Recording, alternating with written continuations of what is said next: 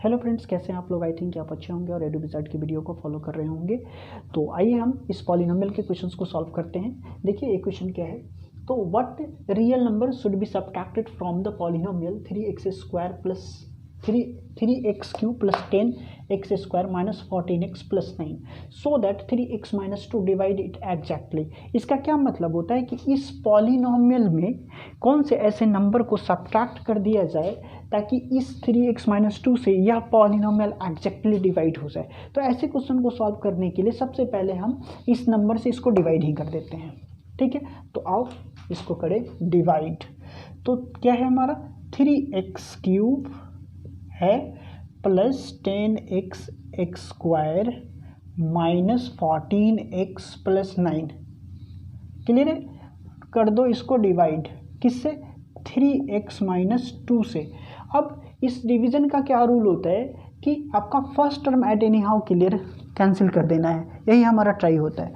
तो इस 3x³ को इस डिवाइजर में हमें लाना है। तो देखो यहाँ ऑलरेडी क्या है, 3x माइनस 2 है। क्लियर है, तो इसमें हम कितना से मल्टीप्लाई करें कि सबसे पहले x³ बन जाए। तो हमें यहाँ पे x है, एक x तो 2x देना पड़ेगा। अब इसके जो कोफिशिएंट है 3x उसको मिला लो, तो यहाँ 3 है, देखो 3 यहाँ, तो इस दोनों में मल्टीप्लाई करेंगे तो क्या हो जाएगा, 3x³ हो जाएगा। यहाँ भी 3x³ है, हो गया। अगर नहीं 3 रहता तो 3 यहाँ भी लगाना पड़ता। क्लियर है, तो ये देख लो, तो इसको मल्टीप्लाई करके देख लो, जिसको ज़्यादा दिक्कत है वो मल्टीप्लाई करके यहाँ लिखते जाएगा। तो 3x³ माइनस 2x²। तो ये वाला टर्म हम यहाँ लिख देंगे। क्या लिखोगे कि 3x³ माइनस 2x²। और क्या करते हो, साइन को चेंज कर देते हैं हम, है ना। इसका साइन क्या है, प्लस, तो ये माइनस, इसका साइन माइनस है तो ये हो जाएगा प्लस, और इसको खत्म हो गया है। तो ये कैंसिल हो गया। देखो 10x² एंड 2x², कितना हो जाएगा, 12x²। ए माइनस 14x, पूरे टर्म को फिर एज इट इज राइट कर देते हैं प्लस 9। अब फिर से इस टर्म को हमें कैंसिल करना है, तो हमारा डिवाइजर क्या है, 3x माइनस 2। तुम्हें लाना क्या है, 3x माइनस 2, तुम्हें लाना क्या है, 12। पहले तो x² लाना है, तो इसमें पूरे टर्म को x से मल्टीप्लाई करना होगा ताकि एक टर्म में हमारा x² आ जाए। क्लियर है, हमें लाना क्या है, 12। यहाँ पे कितना है, 3, तो 3 में कितना से मल्टीप्लाई करेंगे, 12 हो जाएगा, तो 4 से करेंगे, तो यानी कि हमें कंप्लीटली 4x से इसमें मल्टीप्लाई करना पड़ेगा। तो क्या हो जाएगा, देखो 12x² और माइनस 4 2 8x, मल्टीप्लाई कर दिया इससे, या यहाँ पे लिख देंगे। तो क्या हो जाएगा, देखो 12x² माइनस 8x। क्लियर है, तो ये माइनस ए प्लस, फिर ये वाला साइन कैंसिल, ये वाला कैंसिल हो गया। देखो 14 और प्लस 8x, माइनस 14 में से 8 जाएगा, कितना, 6 माइनस 6x प्लस 9। क्लियर है, अब फिर से देखो डिवाइजर, तो डिवाइजर हमारा ये रहा। तुम्हें कितना लाना है, x, ऑलरेडी x है, नो प्रॉब्लम। कितना लाना है, 6 लाना है, तो 2 से मल्टीप्लाई करना पड़ेगा, 3 2 6। एक और चीज़ है कि इसके आगे माइनस है, तो जो साइन लाना है यहाँ रहेगा, as it is same term लाना है। तो इसमें देखो मल्टीप्लाई करोगे तो 6x हो जाएगा, लेकिन प्लस होगा तो इसको माइनस बनाना होगा हमें, तो -2 से मल्टीप्लाई करना होगा। तो हमारा आ जाएगा -6x और माइनस माइनस प्लस 4। देखो -6x and minus minus plus 4, यानी कि दिस साइन चेंज करो, ए प्लस हो जाएगा, ए वाला गया, ए माइनस हो जाएगा, ए वाला खत्म हो जाता है साइन, ए वैलिड हो जाता है, ए वाला कैंसिल, 9 में से 5 जाएगा, 9 में से 4 जाएगा, 5 हमारा यहाँ रिमाइंडर बचेगा। मतलब इस नंबर को डिवीज़न करने में, इस नंबर से अगर इसको हम डिवाइड करते हैं तो हमारा रिमाइंडर क्या बचता है, 5। यानी कि इतना ही तो नंबर है जो डिवाइड नहीं हो रहा है। तो इसको अगर हम इस नंबर को इसमें से माइनस कर दें तो इस नंबर से क्या हो जाएगा, इस नंबर में अगर ये 5 एक्स्ट्रा ना रहे, ठीक है, तो यहीं पे पूरा कैंसिल हो जाएगा, नहीं, रिमाइंडर क्या आ जाएगा, 0। तो जो रिमाइंडर आता है, अगर रहे कि what number should be subtracted from this number, ठीक है, तो आप यही करेंगे कि जो रिमाइंडर रहेगा उसको इस नंबर से माइनस कर लेंगे। ठीक है, तो ये नंबर इस नंबर से ये एग्जैक्टली डिवाइड हो जाएगा।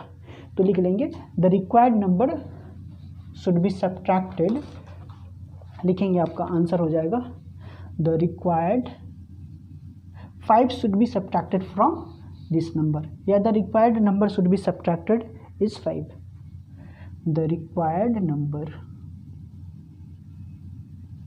number is equal to 5, answer हो गया। ठीक है, क्लियर है। तो आई थिंक आपको, मुझे लगता है कि कुछ बच्चों को इस तरह के डिवीजन में प्रॉब्लम होते, तो मैंने बता दिया है, सिर्फ मल्टीप्लाई कर करके लिखते जाओ और पहले टर्म को कैंसिल करने रहते हैं। क्लियर हो गया। आइए दूसरे क्वेश्चन को देखते हैं। दूसरे क्वेश्चन को देखते हैं। दूसरा क्वेश्चन ये भी इसी तरह का, इस बेस्ड पे एक क्वेश्चन आते हैं, ठीक है। एक क्वेश्चन बहुत ज़्यादा पूछे गए हैं, तो इसलिए मैंने इस टॉपिक से एक क्वेश्चन आपका कवर कर दिया है। काफ़ी इजी है ये भी, मुझे तो लगता है काफ़ी इजी है, आप लोग देख लीजिएगा अगर आपको क्लास में। लेकिन एक बात याद रखना कि अगर किसी को भी, आप में से किसी को भी अगर ये प्रॉब्लम होती है डिवीज़न वाला, कमेंट बॉक्स में बताना, मैं और आराम से, ठीक है, और अच्छे से सिखा दूंगा। सिखाने की गारंटी मेरी है, मैं बहुत अच्छे से सिखा दूंगा, ठीक है। तो उसके लिए टेंशन मत लो। मैंने ऐसे ऐसे बच्चों को सिखाया है जिसको कुछ भी नहीं आता था, आज वो टॉपर है स्कूल में, तो don't worry for that. Question number 2 इसका, तो क्वेश्चन नंबर 2 जो है आपके लिए स्क्रीन पे आ जाएगा, आप वहाँ से नोट डाउन कर लीजिए, ठीक है। मैं पढ़ देता हूँ क्वेश्चन को। तो if the polynomial x to the power 4 plus 2x³ plus 8x² plus 12x plus 18 is divided by another polynomial x² plus 5, ठीक है, तो the remainder comes out to be px plus q and find the values of p and q। समझ में आ गया। देखो question क्या किया, essence है, क्वेश्चन ये कहना चाहता है कि एक कोई पॉलिनोमियल है, ठीक है, वह पॉलिनोमियल क्या है, यह पॉलिनोमियल जो है a है, x to the power 4 plus 2x³ plus 8x² plus 12x plus 18, 12x plus 18 a है। फिर से एक बार क्वेश्चन चेक कर लो, 8x to the power 4 2x³ plus 8x² plus 12x plus 18, हाँ जी यही है। और इस पॉलिनोमियल को कह रहा है कि अगर हम डिवाइड करते हैं किस नंबर से, अनदर पॉलिनोमियल जो है x² प्लस 5, ठीक है जी, हमने कर दिया, लो कर दिया, ठीक है। तो अब जब हम इस नंबर को पॉलिनोमियल से डिवाइड करते हैं अनदर पॉलिनोमियल x² प्लस 5 से, तो ये कहता है कि इसको कुछ रिमाइंडर आता है, ठीक है। और वह जो रिमाइंडर है ये क्या है, कहता है कि रिमाइंडर, जो मैं आर से लिख लेता हूँ, रिमाइंडर जो आता है इसका px प्लस q आता है ए। तो कह रहा है कि p की वैल्यू बता दीजिए और q यहाँ पे कितना होगा, that's it your question. Brief कर दिया मैंने क्वेश्चन को। तो सबसे पहला नंबर बात कि इस रिमाइंडर को इक्वेट करने के लिए इसे डिवाइड करके देख लेते हैं कि इस नंबर का रिमाइंडर आता क्या है। क्लियर है, तो कर लो डिवाइड फटाफट। मैंने बताया कि यहाँ पे x4 है, यहाँ पे हमें ट्राई करना होगा x4 लाने के लिए इस टर्म में, डिवाइजर में। तो कितने से मल्टीप्लाई करोगे, यहाँ x² है तो x² से करोगे तो क्या हो जाएगा, x to the power 4 and 5x²। Clear है, इस बात को यहाँ पे एज इट इज लिख दो, x² x to the power 4 and plus 5x²। I think यहाँ तक आपको कोई दिक्कत नहीं हो रही है, समझ जाओगे, ऐसे ही कर लो, 3-4 क्वेश्चन करवाऊंगा इसमें, सीख जाओगे डिवाइड करना भी, ठीक है। ये कैंसिल हो गया। देखो अब 2x³, तो ये वाला यहाँ लिख दो, इसका कोई नहीं है जिसमें ऐड सब्ट्रैक्ट होगा। ये देखो x² वाला है और ये भी x² वाला, इसमें क्या हो जाएगा, ये ऐसे हटा दो, तो 8x² माइनस 5x² कितना हो जाएगा, 3x²। मैं तुम सोच रहे होगे कि सर यहाँ पे थे तो पहले x² क्यों नहीं लिखे, इसको क्यों लिख दिए ऊपर वाले को। मैं इसीलिए लिख रहा हूँ कि जो आपको लिखने के जो तरीके हैं, स्टैंडर्ड फॉर्म में पॉलिनोमियल हमेशा लिखते जाते हैं, इस तरह का डिवीजन करते हैं। और उसमें भी क्या है, पावर को डिसेंडिंग ऑर्डर में, स्टैंडर्ड फॉर्म ऑफ पॉलिनोमियल कैसे लिखते हैं, या इधर पावर को हम असेंडिंग ऑर्डर या डिसेंडिंग ऑर्डर में सजा देते हैं, लेकिन आप जनरली डिसेंडिंग ऑर्डर में सजाना, ठीक है, क्वेश्चन सॉल्व करने के समय इस तरह के क्वेश्चन में। तो यही मैं करते जाता हूँ, ठीक है। x² plus 12x plus 18, clear है, एज इट इज लिखना होता है कटने उठने के बाद वाला के बाद। तो अब आ जाओ, फिर से हमें क्या करना है, देख लो क्या लाने, तो x³ लाने, यहाँ x² है तो चलो कितना से मल्टीप्लाई, x से। अब कितना लाना है इसके आगे, 2, तो देखो यहाँ पे कुछ नहीं है तो यानी कि 2 से करना होगा। अब देखो इसमें मल्टीप्लाई करोगे तो आ जाएगा 2x³ हाँ जी, प्लस का साइन है, प्लस है, सब चीज़ ठीक ठाक है, कर लो मल्टीप्लाई, 2x³ प्लस 10x, ठीक है। तो 2x³ plus 10x, good, minus कर लो, माइनस माइनस, ए वाला कैंसिल, ए 0, 3x² और 12 माइनस 10x यानी कि 2x प्लस 18। क्लियर है? फिर से आ जाओ इसी में। अब आपको क्या करना है भाई साहब, तो देखिए 3x² लाना है। देखो यहाँ पे x² है, 3 नहीं है तो 3 से सिर्फ मल्टीप्लाई कर देंगे तो 3x² हो जाएगा। हाँ जी, तो 3x² plus 15 done.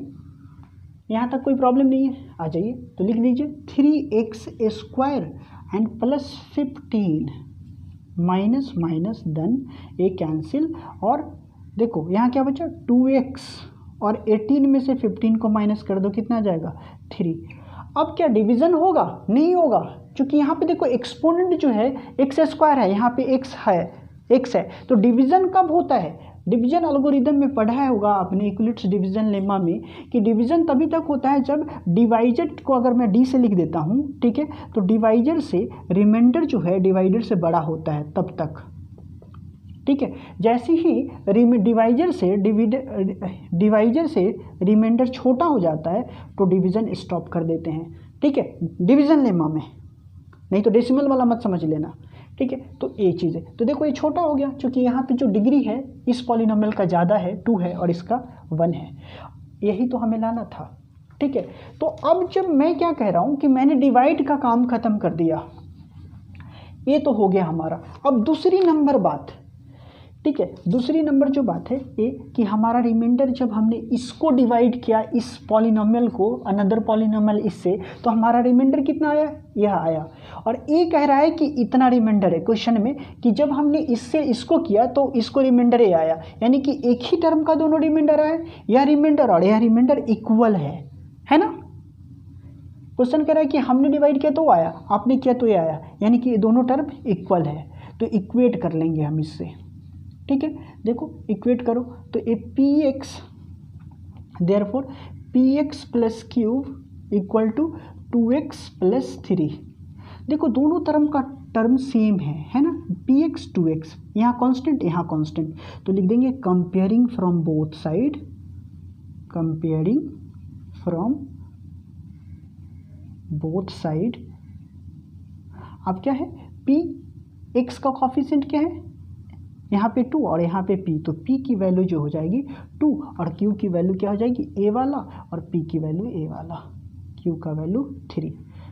This is your answer, ठीक है। थोड़ा सा लास्ट में ट्विस्टेड क्वेश्चन है, ठीक है। इस तरह के भी क्वेश्चन आए हुए हैं एग्जाम में, 2 मार्कर में एक क्वेश्चन आ सकते हैं। अभी तो तुम्हारा नए सिलेबस जो है इस बार का जो आप लोग का एग्ज़ाम होगा उसमें 2 मार्कर में आप जानते हैं कि सेक्शन 2 में होंगे, सेक्शन 2 में 5 क्वेश्चन रहेंगे, ठीक है। तो उसमें आप देख लीजिएगा 2 मार्कर के अलग क्वेश्चन होंगे, लेकिन सेक्शन 2 में जो है वही केस स्टडीज बेस्ड क्वेश्चन होंगे जिसमें 5 ऑप्शन होते हैं, जिसमें आपको 4 सॉल्व करने होते हैं, 4 केस स्टडीज बेस्ड क्वेश्चन होंगे। लेकिन एक बात याद रखना कि मैं इस तरह के भी क्वेश्चन लूँगा केस स्टडीज वाले, तो कि इसमें बच्चे पैनिक हो जाते हैं, लेकिन ये क्वेश्चन बहुत ईजी होता है। एक बार रीड कर लोगे सही से तो सारे बना के आओगे, ध्यान रखना इस बात का। तो आ जाओ दूसरे क्वेश्चन को लेता हूँ मैं, ठीक है। दूसरा जो हमारा क्वेश्चन होगा इसका इसी में इस लेक्चर सीरीज का मैं लास्ट क्वेश्चन ले रहा हूँ, ठीक है। और देखिए इस क्वेश्चन को आपके लिए स्क्रीन पे लग जाएगा ये क्वेश्चन। ये क्वेश्चन क्या है कि ये क्वेश्चन भी काफ़ी इजी है, लेकिन इसी पे बेस्ड है, डिवीज़न वाले पे ही, ठीक है।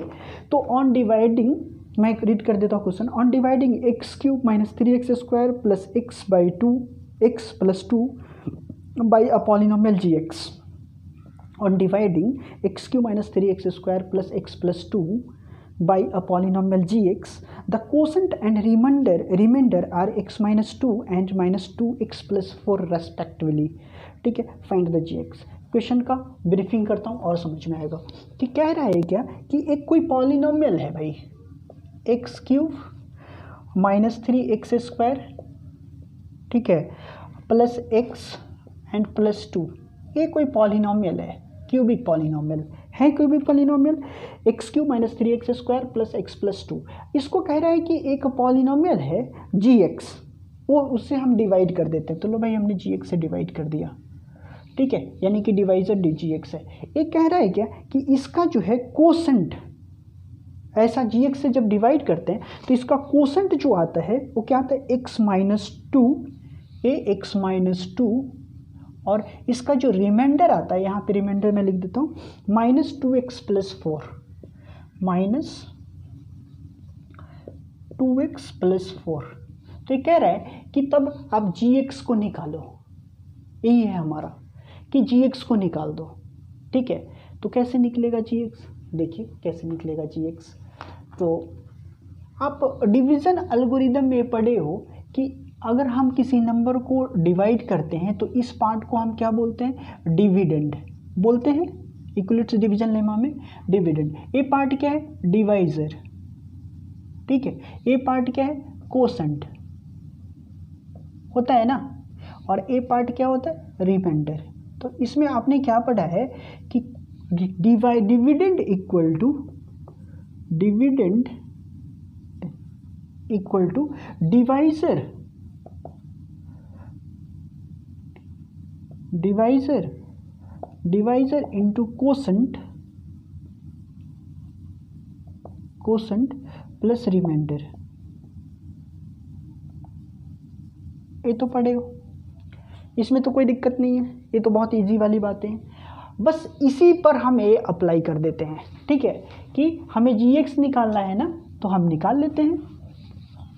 क्या करेंगे कि यहाँ पे जो है देखो डिविडेंड क्या है तुम्हारा, ये डिविडेंड है, तो लिख लो देयरफॉर हम लिख सकते हैं कि x cube minus three x square plus x plus two is equal to this into this g x into x minus two. ठीक है, और minus into plus plus two x minus two x plus four.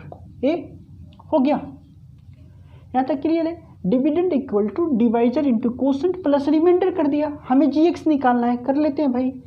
ठीक है, तो x cube minus three x square plus x plus to, और इसको थोड़ा सा सॉल्व कर लो तो क्या हो जाएगा, देखो इसको मैं यहीं पे सॉल्व कर दूँ, नहीं एक और स्टेप बढ़ा ही लो, g x into x minus two और ये minus two x plus four. अब जब इसको इस साइड लेके आओगे तो क्या हो जाएगा, देख लो कि x cube minus three x square plus x plus to minus two x इधर आएगा तो प्लस हो जाएगा और माइनस फोर हो जाएगा, तो g x into x minus two. यहाँ तक तो क्लियर है। अब हम क्या करेंगे, इस टर्म को इस साइड ले आएंगे। सबसे पहले इसको थोड़ा सा सिंप्लीफाई कर लेते हैं, तो क्या हो जाएगा, x cube minus three x square x और टू एक्स कितने हो जाएंगे, थ्री एक्स और टू और minus four, minus two is equal to g x into minus x minus two. यहाँ तक क्लियर है। अब देखो जी एक्स की अगर हमने वैल्यू निकाला तो ए वाला क्या है, मल्टीप्लाई में इस साइड आ जाएगा तो डिवाइड में हो जाएगा, तो क्या हो जाएगा, x cube minus three x square plus three x minus two upon x minus two. यहाँ तक क्लियर हो गया।